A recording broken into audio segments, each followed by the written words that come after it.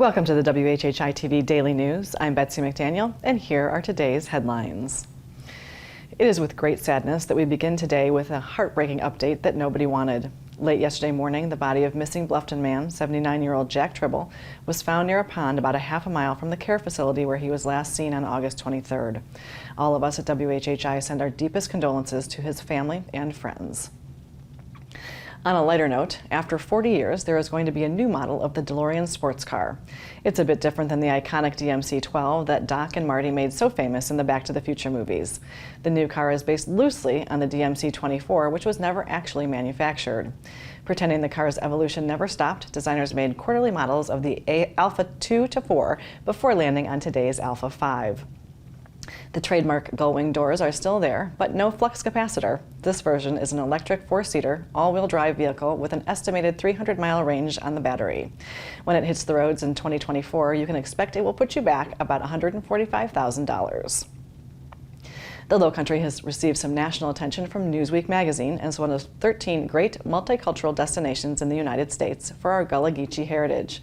It highlights the Penn Center, one of the nation's first schools for formerly enslaved people on St. Helena Island, and the 2-hour Gullah Heritage Trail Bus Tour on Hilton Head that shows several historic sites including Mitchellville, the first self-governed town of freed slaves.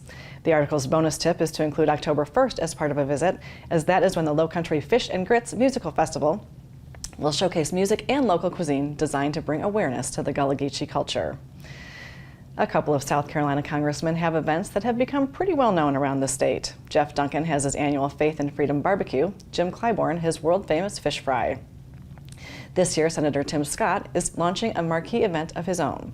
Just before his 57th birthday, Scott will kick off his first annual birthday tailgate event at Williams-Brice Stadium, home of the South Carolina Gamecocks in Columbia, this Friday at 5:30 p.m.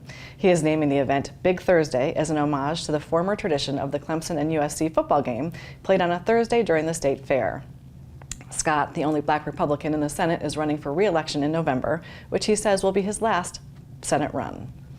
And the town of Bluffton and several partners, including the South Carolina Sea Grant Consortium and the Department of Natural Resources, invite all Greater Bluffton residents and business owners to the 33rd annual Beach Sweep/River Sweep on Saturday, September 17th from 9 to 11:30 a.m. at Oyster Factory Park. This annual event is South Carolina's largest one-day volunteer litter cleanup of beaches, marshes, and waterways. The Bluffton event focuses mainly on maintaining the health of the May River. Corner Perk will provide a cup of their May River blend coffee, and the town will provide snacks and water. Also provided are gloves, bags, and sunscreen. The media sources on your screen will have more on these and other stories, and we would love for you to like us on Facebook and follow us on Instagram at WHHI-TV.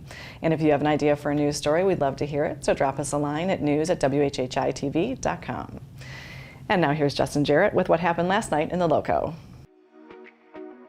Hey there, it's time for Last Night in the Loco on WHHI, powered by Locosports.com. Tuesdays in the fall are big nights for high school volleyball, and we had a Loco-on-Loco clash over at Hilton Head Christian Academy, where the Bluffton Bobcats made the long trek across the street for a tri-match, and both teams warmed up with wins over Savannah Country Day before the main event, and the visiting Bobcats got off to a quick start. Christina Trice with a kill and then a nice block to start the match off as Bluffton raced to an early 6-point lead, but the Eagles chipped away and the lead swapped back and forth until Abby Peduzzi took over. Peduzzi had a ton of key kills down the stretch in the first set, including one to finish off an epic rally featuring incredible defense from both teams. And she puts another one down here to bring HHCA to set point at 24-21 and put herself on the service line. And the Bobcats can't get it back as HHCA wins the set 25-21, takes the second 25-18 to complete the sweep. On the links, the May River Sharks placed 12th out of 17 of the top girls golf teams in the state at the Palmetto Preview at Mid-Carolina Club. Claire Green shot 1 over 73 to place 6th and paced the two-time defending Class 4A champs to a 350 over 18 holes. While the Sharks were away, the Hilton Head Seahawks took advantage and shooting 180 over 9 holes to easily defeat Beaufort and Bluffton. For Loco Sports and WHHI, I'm Justin Jarrett. Until next time, go Loco. Thanks, Justin. Now let's take a look at the weather with Maria. Thanks, Betsy. All right, so taking a look ahead. Thursday's will be cloudy in the morning with scattered thunder showers throughout the afternoon and into the evening. Hilton Head's going to have a high of 84, low of 75. Bluffton's going to have a high of 85, a low of 73. And Beaufort's going to have a high of 86 and a low of 73. The sunrise for Thursday is going to be at 7:02 and sunset's going to be at 7:38. Taking a look at the beach tides, high tide is going to be at 8:03 a.m. and low tide is going to be at 3:12 p.m. Taking a look into the rest of the week, Friday it's going to be cloudy in the morning, but we are going to see a couple heavy thunderstorms throughout the day and possibly into the evening. Keep a lookout for any flood warnings in your area. We're also going to see a drop in temperature. Highs are only going to get to the low 80s. Beaufort's only going to see a high of 79, and the lows are going to be in the 70s.